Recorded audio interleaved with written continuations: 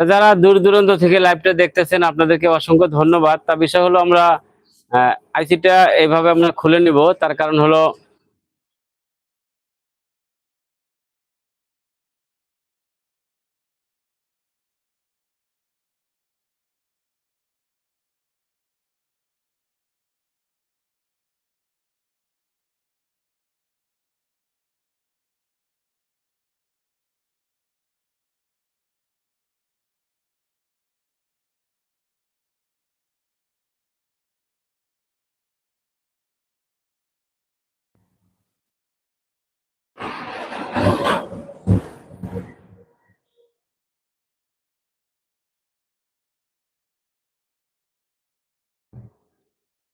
আপনারা আইসির গোড়াতে একটু পেস্ট